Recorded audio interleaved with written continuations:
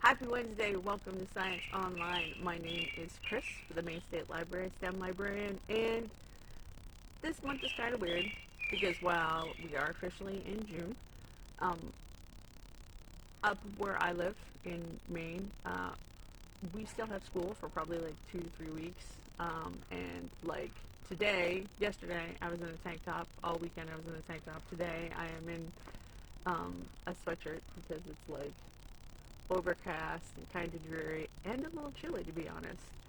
So I don't know what to plan for this month, I'll be perfectly honest. So it might just kind of be a spur of the moment hodgepodge, and I hope everybody is okay with that. Also, we've been doing this for 2 years now, and I'm starting to run out of ideas, so please leave some ideas in the comments and I'll see what I can do. But that being said, I was cleaning. I know that doesn't happen, as most of you have seen in my background. And I found a bunch of elastics, and I thought, you know what? Since it's that weird time where everybody can go outside, I hope you all hear that robin. I have one robin that is just screaming today for some reason, and it's lovely. Under normal circumstances, sir. But today, extra loud. I thought, well, let's do transfer of energy. And not only can we do transfer of energy, let's make boats. Now, I know this doesn't look like much, but what we're going to do is we're going to use the power of an elastic to take potential energy. That means the energy that could happen. So, for instance, let's say for an elastic, when you pull an elastic tight, it has the potential to snap back and release that energy. Now, that active energy is kinetic. The potential is, well, how much energy could happen. So potential is a could, kinetic is a doing. Now, what we're going to do is you are going to need a plastic bottle. You are going to need some sort of straight object, so be it a stick, a pencil that my dog chewed, or your dog or pet or animal chewed. This is also a skewer, like a meat skewer. Basically anything that is strong enough to hold its shape. So probably not a straw. A straw would bend. It's not strong enough, okay? You are going to need scissors. So this is where I'm going to tell you littles. This is where you're going to need some big help, okay? Everybody knows that I love to use stuff in plastic bottles, but we also know that one, cutting holes in plastic bottles are very, very hard, and two, plastic, after being cut, is very, very sharp. So please, littles, go get a big for help. Now, the way I made this one is, what you're going to do, and you can look online, there are a plethoras, a lot, hundreds, thousands. There are a lot of different ways to make these boats. Some use like a paddle boat style, like you'd see on like big rivers. This one is just pretty much your basic, something I would see on like my lakes up here. So, you're going to carefully cut a hole. Okay, you're going to keep this piece of plastic if you can. I lost mine. We'll talk about that when we get to the propeller. You're going to keep this piece of plastic. Again, littles, get some help. Okay, because both this is sharp and you're using scissors and stuff.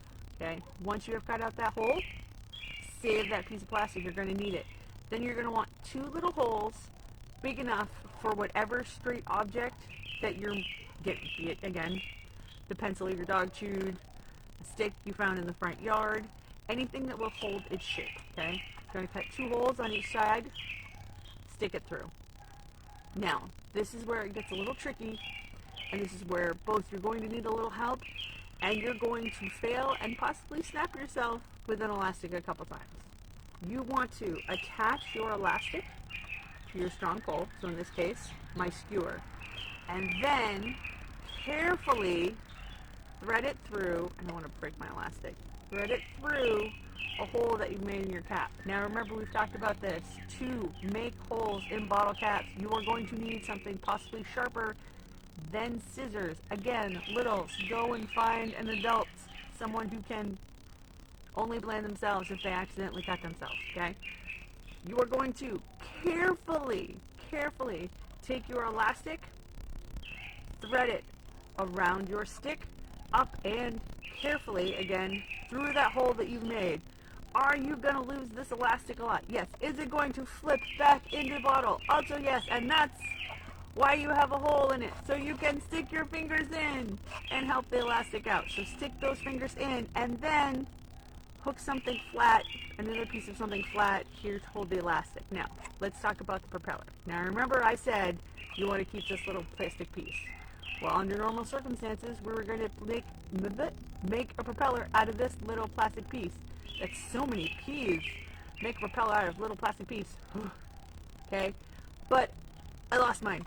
I don't know where it was. It was here and then it was gone. So, this is the part, it's the bottom of a yogurt container. Ta-da! Because it's all I can find in my recycle bin. What you're going to do is carefully, again, littles. This is where you can use scissors, but be careful. You're going to cut out a circular propeller shape. It kind of looks like a flower, doesn't it? Now, well, once you do that, this is pretty much your boat. And you've made it. And it's that easy. Now, I want you to try on your own to wind up your propeller. And you'll notice that that elastic keeps getting tighter and tighter and tighter. And again, that's the potential energy. Once I release, it's kinetic. Okay, I didn't wind it up. Hold on.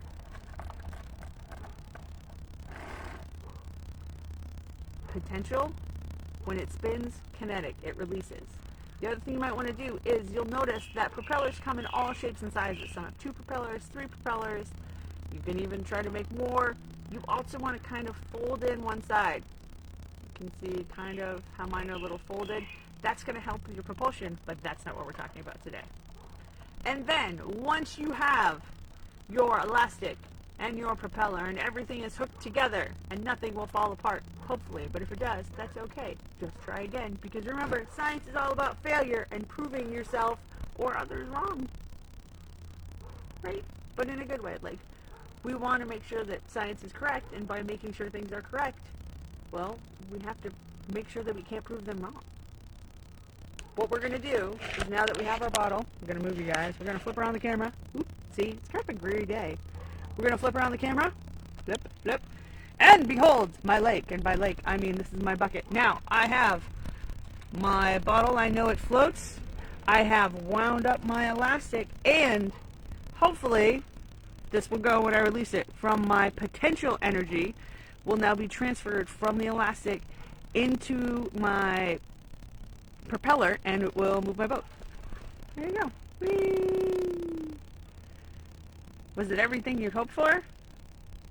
And again, the more you wrap that elastic, the tighter it'll get. The more potential energy you build, the greater release of kinetic energy, which means the faster it'll spin, and hopefully the better your boat will go.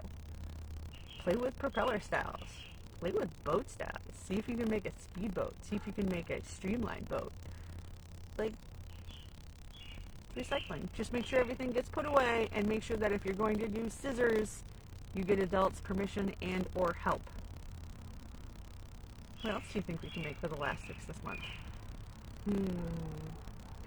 Ask questions, think scientifically, think critically, enjoy the outdoors, and go find a puddle. But no large bodies of water, lakes, or rivers unless you have an adult with you. You should never be somewhere like that by yourself. It's just not safe. Even I won't do that. Okay? Think scientifically, ask questions. Go make yourself an elastic-powered boat. Turn potential energy into kinetic energy, and we'll see you next Wednesday.